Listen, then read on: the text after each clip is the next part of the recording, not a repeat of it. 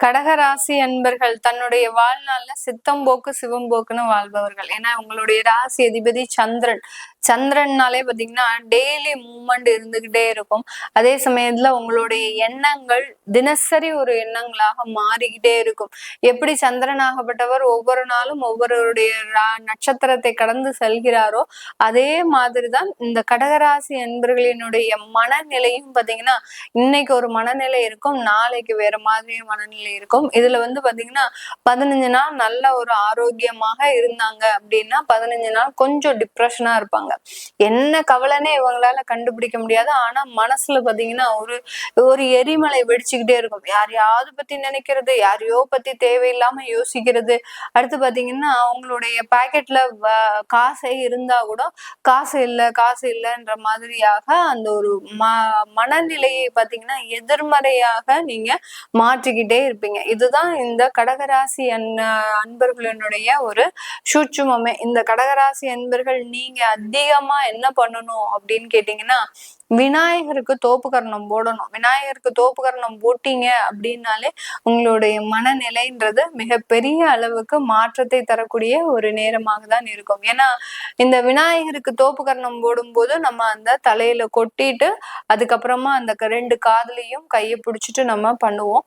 அப்படி இருக்கும்போது அந்த மனநிலையாகப்பட்டது ஒரு நிலைப்படுத்தக்கூடிய ஒரு சாராம்சத்தை அந்த விநாயகரினுடைய தோப்புக்கரணம் கொடுக்கும். நிறைய கடகராசி என்பர்கள் இவர்கள் படிக்கக்கூடிய காலத்துலலாம் இவர்கள் ஒரு 90s 80s பிறந்தவர்களாக இருந்தாங்க அப்படின்னா இவர்கள் படிக்கக்கூடிய காலத்துல அந்த ஸ்கூலுக்கு போகும்போதோ கல்லூரிக்கு போகும்போதோ டெய்லி விநாயகருக்கு தோப்புக்கரணம் போட்டிருப்பாங்க. இது நீங்க போட்டிருந்தீங்க அப்படின்னா கண்டிப்பா கீழே கமெண்ட் பாக்ஸ்ல பதிவு பண்ணுங்க.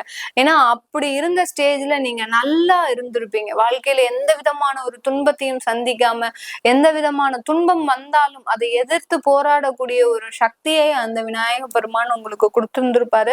ஆனா இப்ப அது எல்லாத்தையுமே ஒரு விரக்தியின் காரணமாக ஒரு வெறுமையின் காரணமாக என்னைக்கு உங்களுக்கு ஒரு குடும்பம்ன்ற ஒரு அமைப்பு வந்ததோ அன்னையில இருந்தே பாத்தீங்கன்னா ஒரு வெறுமையை நீங்க அதிகமாக எதிர்பார்த்துட்டு இருப்பீங்க. அதனாலேயே பல விஷயங்கள்ல நீங்க செய்யாம அப்படியே கிடப்புல போட்டீங்க. மீண்டும் இந்த விஷயங்களை நீங்க ஆரம்பிங்க. ஒரு நல்ல ஒரு மாற்றத்தை தான் கொடுக்க போகுது. இந்த ஆவணி மாதம் ஏன் அப்படி சொல்றேன் நான் உங்களுக்கு அப்படின்னு கேட்டீங்கன்னா, இந்த மாதத்துலதான் அந்த விநாயகர் சதுர்த்தி வருது. இந்த மாதத்துல இருந்து நீங்க பழைய மாதிரி எப்படி இருந்தீங்களோ அதே மாதிரி உங்களுடைய அமைப்புகளை மாற்றுங்க. நீங்க இருக்கிற நிலைமை எல்லாம் உங்களுக்கு கஷ்டம் இருக்கு, உங்களுக்கு பண நெருக்கடிகள் இருக்கு, உங்களுக்கு தேவையில்லாத ஒரு தொந்தரவுகள் இருக்கு, தேவையில்லாத ரிலேஷன்ஷிப் மூலமாக நீங்க பலவிதமான சவால்களை சந்திச்சிட்டு இருக்கிறீங்க, எல்லாமே இருக்கு. அதெல்லாம் ஒரு பக்கம் இருக்கட்டும். நமக்கு பிரச்சனைகள் எல்லாமே ஒரு பக்கம் இருக்கத்தான் செய்யும். அப்படி இருக்கும்போது நமக்கு அதுக்குண்டான நிவர்த்தியை முதல்ல தேடணும். நிவர்த்தி எங்க இருந்து வருது? இந்த மாதிரியான அமைப்புகள் மூலமாக, இந்த மாதிரியான தெய்வ வழிபாடுகள் மூலமாக தான் இந்த கடகராசி என்பர்களுக்கு வரும். இந்த கடகராசி என்பர்கள் முதல்ல கேட்கக்கூடிய ஒரு விஷயம் என்ன அப்படின்னா, மேடம் நான் தெய்வத்தை கூப்பிட்டா மாத்திரம்தான் எனக்கு பிரச்சனை நிவர்த்தி ஆகுமா? எவனுமே சாமியே கும்பிட மாட்டீங்கன்னா அவங்களுக்கு எல்லாம் பிரச்சனையே இல்லை மேடம், எனக்கு மட்டும்தான் இவ்வளவு பிரச்சனை இருக்குன்னு. கிடையவே கிடையாது. நீங்கள் செய்த கடகராசியில பிறந்தவங்க எப்போதுமே பார்த்தீங்கன்னா முன் ஜென்மத்துல நிறைய பேருக்கு நீங்க உதவிகள் செஞ்சிருப்பீங்க. அந்த உதவிகள்னால நிறைய ஏமாற்றங்களையும் சந்திச்சிருப்பீங்க. அதனால மனநிலை உங்களுக்கு பெருமளவு பாதிக்கப்பட்டே இருந்திருக்கும். அதனாலதான் இந்த ராசியிலேயே பிறந்திருக்கிறீங்க. அப்படி இருக்கக்கூடிய இந்த ராசி என்பர்கள் இந்த ஜென்மத்துல நீங்க என்ன பண்ணணும்? இப்ப எடுத்த இந்த பிறவியில நீங்க செய்ய வேண்டிய ஒரே ஒரு வழிபாடு தெய்வ வழிபாடு மட்டும்தான். அந்த தெய்வ வழிபாடு பண்றதுனாலதான் உங்களுக்கு மிகப்பெரிய ஒரு மாற்றங்கள் உங்களுடைய வாழ்க்கையில நடக்கும். அதற்கு இந்த ஆவணி மாதம் ஒரு மிக சிறந்த ஒரு மாதமாக இருக்க போகுது. இதுதான் ஸ்டார்டிங் பாயிண்ட். கிட்டத்தட்ட ஒரு 35 வருஷம் 40 வருஷமா அவங்களுடைய வாழ்க்கையில எதுவுமே நடக்கல அப்படின்னு சொல்லக்கூடியவர்கள் இந்த ஆவணி மாதத்துல இருந்து இந்த மாதிரியான சில விஷயங்கள் எல்லாம் செஞ்சுட்டே வாங்க. கண்டிப்பாக உங்களுக்கு ஒரு நல்ல மாற்றங்களை இந்த ஆவணி மாதத்துல இருந்து கொடுக்க போகுது. உங்களுடைய 2ஆம் வீட்டு அதிபதி அந்த சூரியனாகப்பட்டவர் உங்களுடைய 2ஆம் வீட்டிற்கே ஆட்சி பெற்று வர்றார். அது கேதுவோட சேரும் போது ஒரு சில மனக்கசப்புகள் இருக்கும். அப்பா மூலமாக எனக்கு அப்பா எதுவுமே செய்யல, எவ்வளவோ செஞ்சிருப்பாரு உங்களுக்கு உங்க அப்பா. ஆனா இப்போ இந்த மாதத்துல என்ன நினைப்பேங்க, எனக்கு எங்க அப்பா எதுவுமே செய்யல, என் தந்தையார்னால நான் ரொம்ப கஷ்டப்படுறேன் அப்படின்ற மாதிரியாக அப்பாவை ஒரு குற்றம் சாட்டிக்கிட்டே இருப்பீங்க. அதுதான் அந்த இடத்துல இருக்கக்கூடிய ஒரு சில விஷயம். அதனால அதுக்கு எல்லாத்துக்குமே நிவர்த்தி தான் நான் முதல்லயே சொல்லிட்டேன்.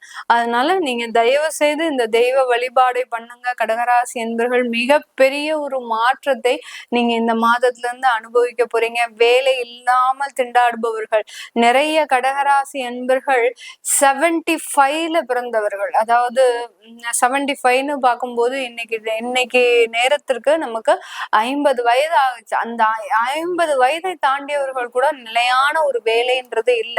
மிகப்பெரிய ஒரு கொடுமையான விஷயம்.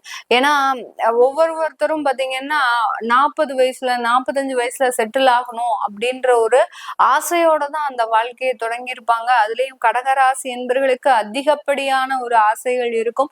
இப்படிப்பட்ட இந்த கடகராசி என்பர்கள் இன்னும் 50 வயது ஆகியும் எனக்கு இன்னும் ஒரு நிலையான ஒரு உத்தியோகம் இல்ல, ஒரு தொழில் செய்யலாம்னு நினைச்சா அந்த தொழில்ல மிகப்பெரிய ஒரு நஷ்டங்கள், அந்த தொழிலை எடுத்து நடத்தவே முடியல மேடம் என்னால அப்படின்னு சொல்லக்கூடிய அளவிற்கு இந்த ஆண்கள், அந்த கடகராசியில பிறந்த ஆண்கள் பாத்தீங்கன்னா மிகப்பெரிய ஒரு வேதனையோட இருப்பாங்க. அந்த அளவுக்கு இவர்களால வெளியில சொல்லி அழவும் முடியாது. தனக்குன்னு ஷேர் பண்றதுக்கு யாருமே இல்லையே. ஏன்னா தன்னை தேடி வந்த உறவுகள் கூட தன்னை ஏமாற்றி போகக்கூடிய ஒரு காலங்கள் எல்லாம் கடந்து வந்து நிக்கிறீங்க இந்த இடத்துல. அப்படி இருக்கும்போது உங்களுக்கு இனி வரக்கூடிய காலங்கள் எப்படி இருக்குமோன்ற ஒரு கேள்விக்குறியும் இருக்கும். அதே சமயத்துல ஒரு சந்தேகமும் இருக்கும். நம்மளுக்கு நல்ல வாழ்க்கை இருக்குமா அப்படின்ற ஒரு சந்தேகம் கண்டிப்பா இருக்கும். கவலையே படாதீங்க கடகராசி என்பர்கள். இந்த மாதத்திலிருந்து ஆவணி மாதத்திலிருந்து உங்களுக்கு வரக்கூடிய சில நன்மைகள் உங்களுக்கு தொடர்ந்து வந்துகிட்டே இருக்கும். அதை நீங்க இந்த தெய்வ வழிபாட்டின் மூலமாக தான் நிலையாக வைத்திருக்கக்கூடிய ஒரு அமைப்புன்றது கண்டிப்பா கிடைக்கும். அதனால தெய்வ வழிபாடுன்றது இந்த கடகராசி என்பவர்களுக்கு ஒரு முக்கியமான அமைப்பா இருக்கும். நீங்க நான் சொன்ன விஷயங்கள் செஞ்சிருக்கு, உங்களுக்கு வாழ்க்கையில நடந்திருக்கு அப்படின்னா கீழே கமெண்ட் பாக்ஸ்ல கமெண்ட் பண்ணுங்க. இது எல்லாமே நம்ம கோச்சார நிலவரப்படி பலன்களை சொல்லியிருக்கிறோம். உங்களுடைய திசா புத்தி சுய ஜாதக பலன்களை பார்க்கணும் விருப்பப்படுறவங்க கீழே இருக்கிற நம்பருக்கு வாட்ஸ்அப்ல அப்பாயின்மெண்ட் வாங்கிக்கிட்டு நீங்க என்கிட்ட கன்சல்ட் பண்ணிக்கலாம். உங்களிடமிருந்து விடைபெறுவது உங்கள் ஆஸ்ட்ரோ பூர்ணா. நன்றி, வணக்கம்.